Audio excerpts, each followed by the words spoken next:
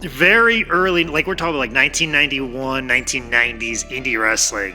Man, what a time that's got to be, because you're still, to get trained, you would have to go through like the old school ways the guys did in the 70s, like to the point that you weren't smartened up, in 1987 wrestling training. But then you're like out there doing the indies, calling it the territories, but you're only making $20, and clearly $20 you're not surviving on.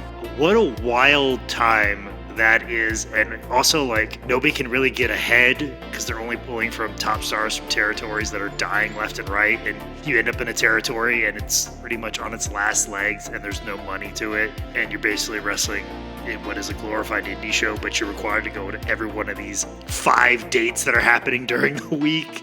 If I was to think of a far more depressing time in indie wrestling than now, that would be the time.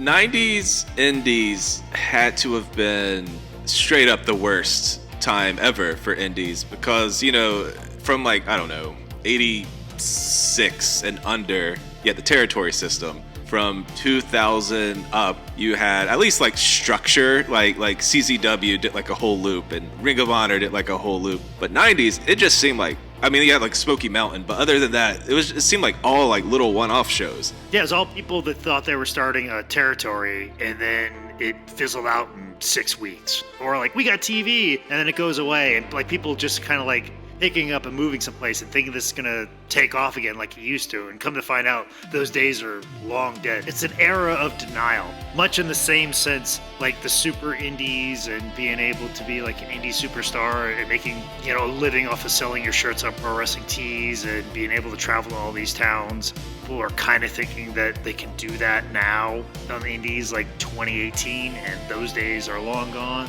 We're very much in the similar denial until the next iteration of whatever needs to happen happens.